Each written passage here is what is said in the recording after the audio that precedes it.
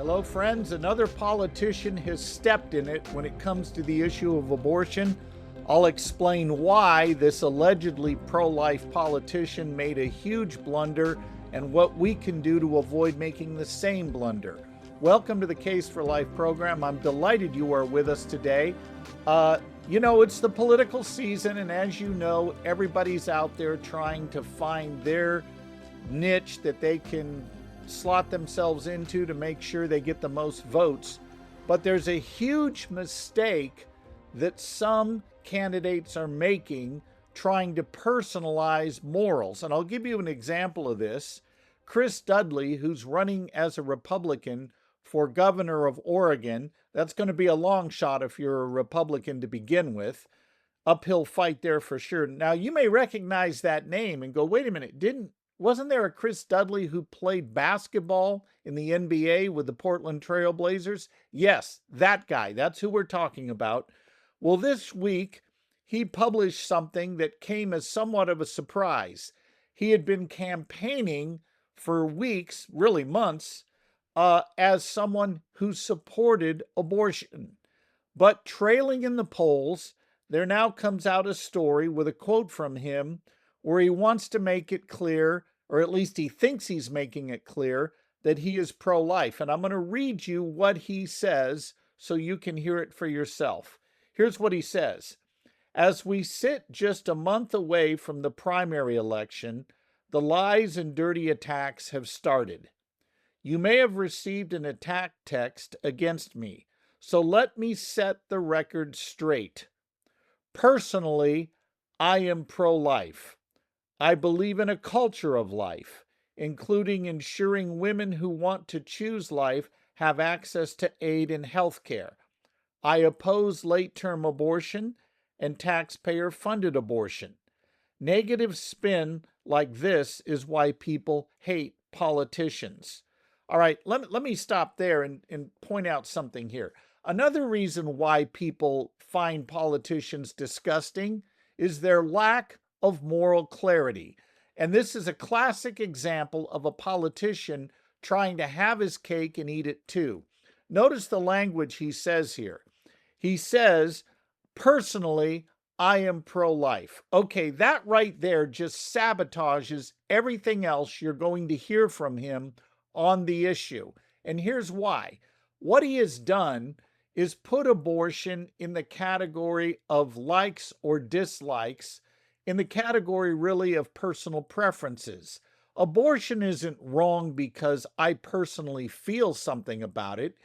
It's right or wrong based on objective arguments. And what a lot of politicians do, and it's sad, but it's the world we live in, they want to make moral issues personal, like choosing your favorite flavor of ice cream. But they also want to make it sound like they support our view. Now, this is nothing new. You can think back, for example, a few years ago to Bill Clinton when he was running for president. Actually, it was a long time ago, over 30 years ago. And when he was campaigning in 1992, he said he wanted abortion to be safe, legal, and rare. And I want to zero in on two key words that he put out there. Number one, the word want. He said, I want abortion. Stop right there. Notice he has already framed abortion within the category of a personal matter that is different than an objective truth matter with a capital T. So his opposition to abortion is personal, meaning it's not objectively wrong to intentionally kill an innocent human being. Rather, that's just his personal opinion, which, of course, we all know you should never impose on someone else. And that is basically what Bill Clinton was arguing at the time, that he opposed abortion personally, but he didn't want to make it illegal. In fact, he wanted to make sure it was legal, but he wanted it to be rare. Now, that, of course, raised a question that no journalist ever put to Bill Clinton, and that was this. Why should abortion be rare? If there's nothing wrong with it, who cares how many abortions there are?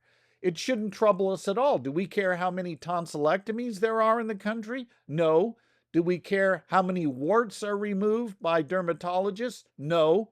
Do we care how many people have their eyebrows plucked? No, we don't. Why? Because those are not morally weighty issues. We're not talking here about something that is objectively wrong. And here's the mistake that a lot of politicians make and a lot of people in the public make. When it comes to an issue like abortion, they don't think in moral categories, they think in subjective opinion categories.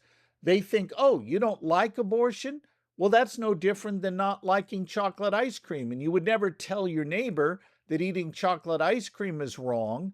So why would you tell your neighbor that abortion is wrong? Why would you try to legislate against it when it's merely a matter of personal opinion, like deciding what kind of dessert you want to eat after supper?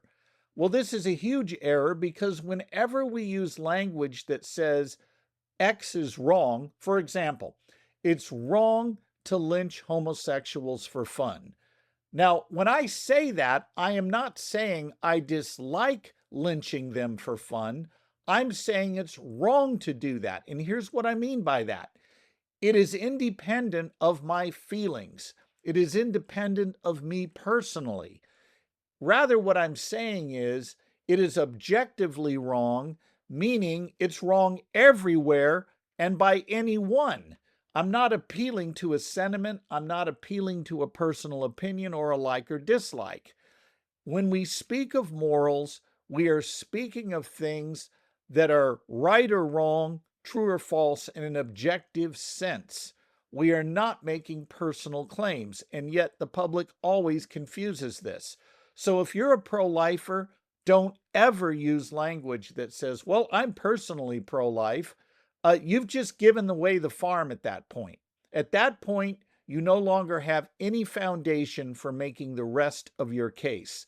I mean, imagine somebody saying, well, I'm personally opposed to slavery, but you know what? If you want to own a slave, I don't think it's my place to impose that on anyone.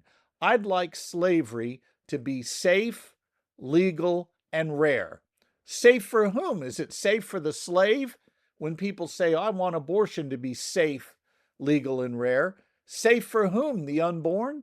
Notice this just assumes the unborn aren't human and then reduces the moral question of abortion to a mere preference one. And that is not what we want to do as pro-lifers. We want to keep the objective claim we're making front and center.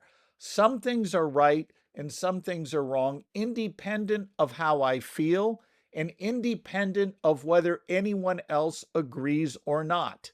Look, spousal abuse is wrong whether someone feels it's wrong or whether they like it or not. It doesn't matter.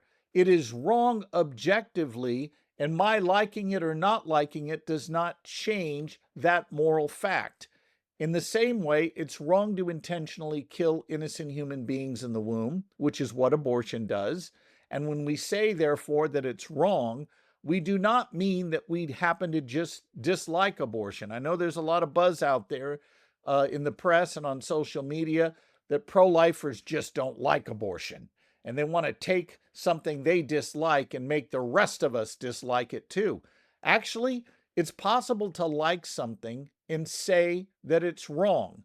For example, I might like to steal my father-in-law's Corvette. I know where it is in California. I could take it for a joyride. He would never know. But would that make it right? No, because it's wrong to use something that is not yours without permission. That does not change on the basis of likes or dislikes. I mean, if we stop to think about it, most things that are wrong are kind of fun, aren't they? I mean, I'm sure a man that cheats on his wife has a lot of fun with his mistress.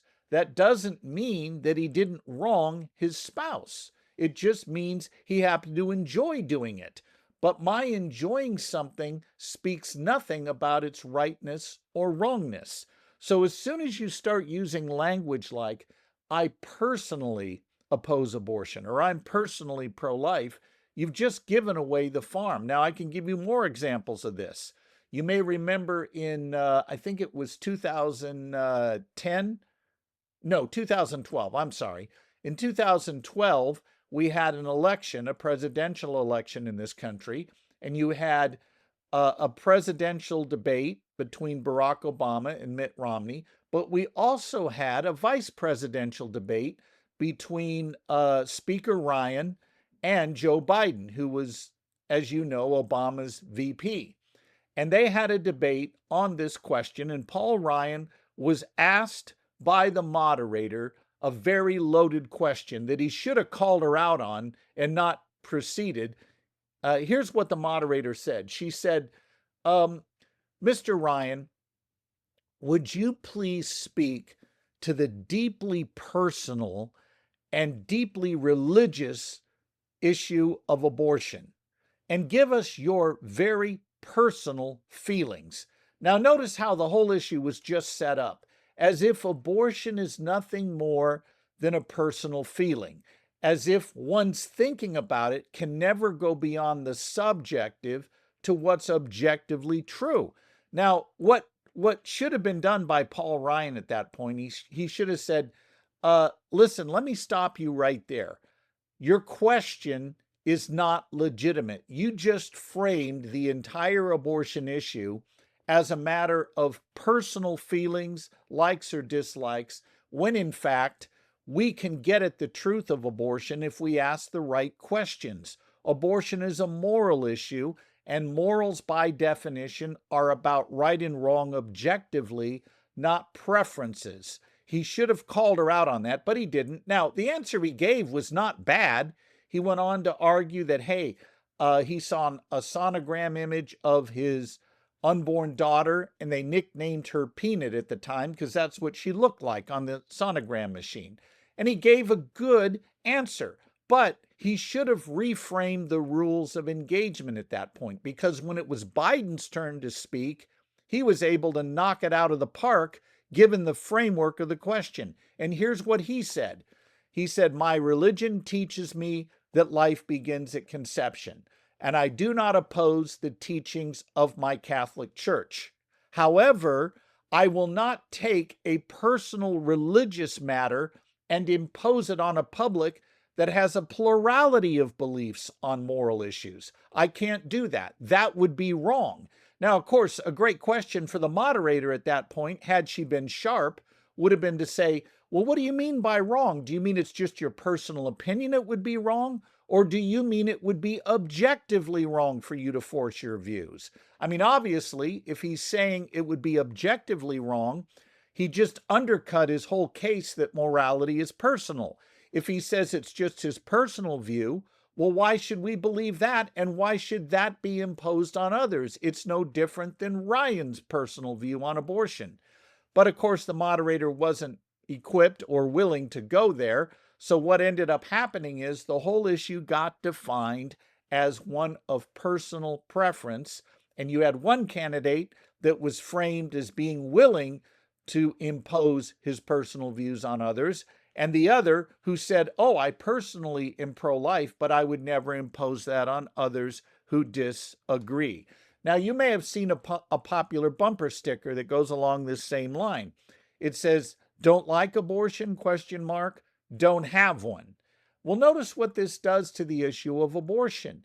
It takes the objective truth claim that pro-lifers are making, that abortion is wrong because it intentionally kills an innocent human being, and it's shifting it to a mere preference issue, like you're talking about your favorite flavor of ice cream.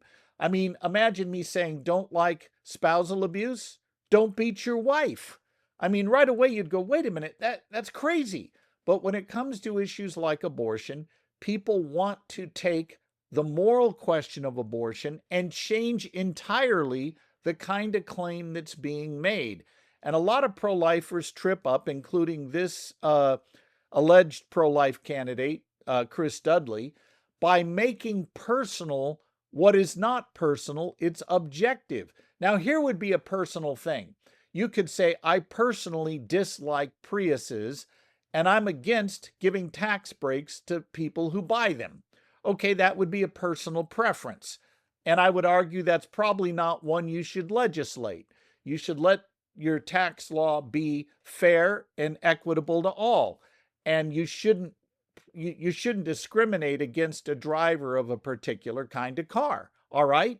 But notice that in saying you shouldn't discriminate against a particular car owner, I'm making a moral claim. I'm not saying I like those who don't buy Priuses. I'm saying it would be wrong to prosecute or otherwise put at a disadvantage through law people who choose a different kind of car than I happen to like. You know, for me, I'd rather have a Corvette. I'd rather have a Mustang, a nice gas guzzler, quite frankly. Those are the fun cars. I'm not interested in a Prius that won't even start until all the environmental conditions around it are right. And by the way, they make horrible getaway cars. I found that out one night in freezing cold weather in Buffalo, New York, when I landed there in early February. And I got in really late, and I know I digress here, but a good story is always a good story, right? So the only car available was a Toyota Prius. And I want you to keep in mind, it is bitterly cold. The wind is blowing. And by the way, you don't know winter until you've been to Buffalo, Erie, or Pittsburgh in the dead of winter. It is brutally cold, and it was late at night. I'm tired. I just want to get in a warm car, head to my hotel, and get rested up for my early morning speaking event the next day. But I couldn't do that because you had to wait until all the sensors on the car matched up before the thing would even start. And it was miserable. So I ended up freezing my butt off in this Prius, waiting for all the systems to have a green light before I could even start the darn thing. That's a car I hate. I dislike them passionately. But it would be wrong for me to say you can't own one if you like them. By the way, if you own a Prius, nothing personal here, but we'll never be friends, okay? No, just kidding. The point is that the liking or not liking of a Prius is morally neutral. But when we say that abortion is wrong, or that spousal abuse is wrong, or that slavery is wrong, we are not making a preference statement. We're making a moral statement. But so many people personalize everything to the subjective. And that's the problem in our culture today. And if you as a pro-lifer don't stop people and say, let me call a time out here for a moment. Let me pause you. Notice I made an objective truth claim that it's wrong to intentionally kill innocent human beings.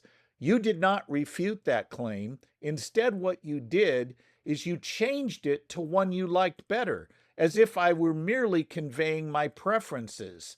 Whether I like abortion or not is irrelevant. And quite frankly, I probably won't tell you. But my argument that it's wrong stands on its merits, not the preference of the person making the argument. Remember, we say this to you all the time on this show. Arguments stand or fall on their merits, not the likes or dislikes of the people making them, not the gender of the people making them, not whether the people making the argument are good or bad. The argument stands on its merits, and it is appealing to objective standards of right and wrong, not mere preferences. All right, folks, we're going to take a break. When we come back, I'll say a few more words about this candidate and the blunder he made. And then I want to tell you what a politician ought to say. I'll tell you what this guy should have said on his webpage instead of what he actually did. We'll see you on the other side of the break. Hello, friends. You may not have time to read a full-length treatment of abortion like I've done in this book, The Case for Life, the second edition, but you may have time to take what amounts to 7 sessions, a week's worth of study if you want to do it day by day, to learn how to defend your pro-life views persuasively. We have a basic course that will help you do just that. You will learn how to make a formal case for the pro-life position. You will learn how to defend it with science and philosophy. Even with non-Christians, you can make a case for the pro-life view. Then we'll teach you how to handle objections, how to recognize the 5 bad ways people argue about abortion, and how they often bring up things that are beside the point. You'll learn to keep the main thing, so that you're in charge instead of feeling like you're in the hot seat whenever the issue of abortion comes up. Visit the website for details. Welcome back, everyone. A reminder, if you want to go deeper on these kinds of questions on morality and how it relates to an issue like abortion, don't forget to take a look at our course, Pro-Life 101, that in just 1 week will equip you to give intelligent answers on the pro-life issue. Take a look at that. We've got info about that on our sites. Okay, back to this politician and his attempt to kind of have his cake and eat it too. He wants to say he's personally pro-life, but the implication here being is he would never legislate that into law. But that raises a big question here. If abortion is morally wrong in that it intentionally harms an innocent human being, why shouldn't that be against the law? Of course it should be against the law. And by the way, this is exactly the point Abraham Lincoln made when he was debating Stephen Douglas. Stephen Douglas said, look, he didn't care whether slavery was voted up or down. He thought each territory or each state ought to have the choice to vote it up or down. And Lincoln aptly replied that Douglas couldn't say that if he truly believed slavery was wrong, because you do not have a right to do what is wrong. You cannot construct a right to do something that is morally harmful to another person, another human being. Well, if abortion intentionally kills an innocent human being, why shouldn't that be illegal? There should be laws against it. Now, I've heard a lot of Christians get confused here, and they'll say things like, well, the reason we can't legislate against abortion is because God has given people choice.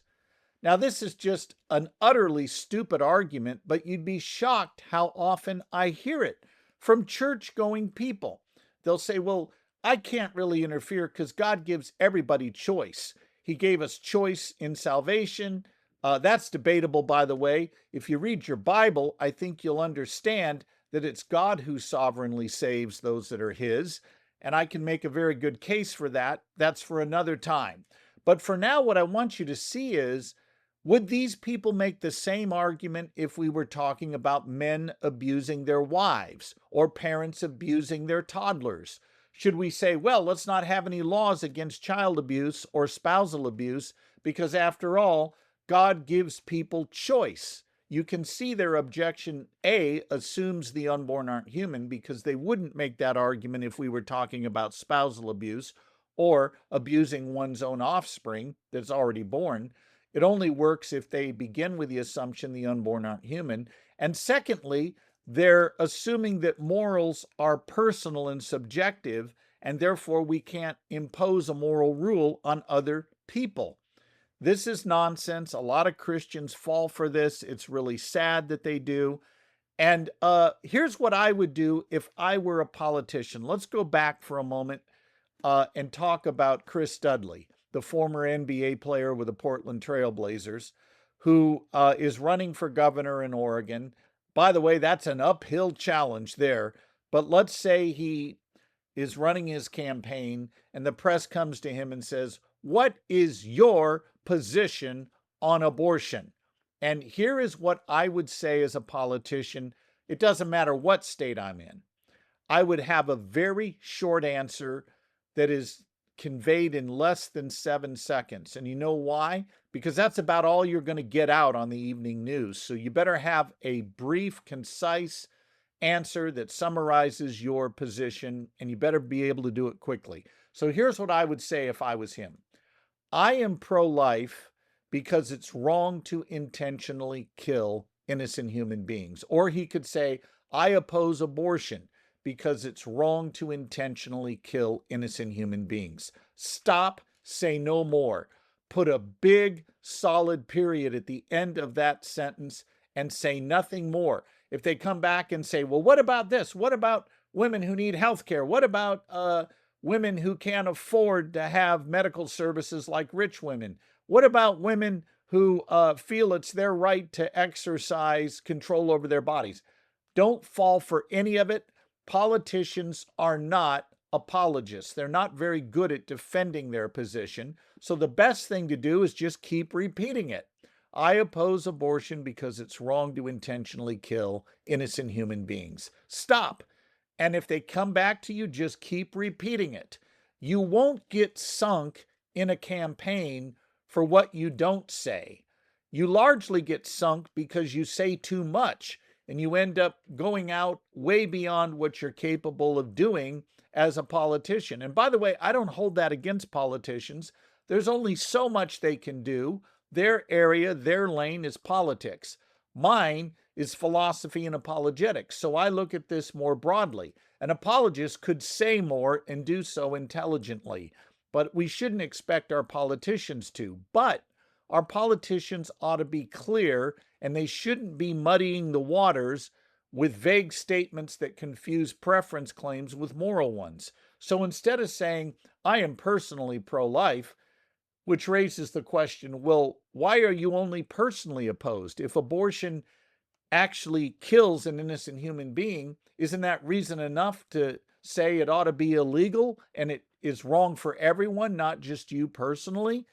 But instead of getting trapped, just say this: I oppose abortion because it's wrong to intentionally kill innocent human beings. I don't care if you're the President of the United States, a member of the Senate.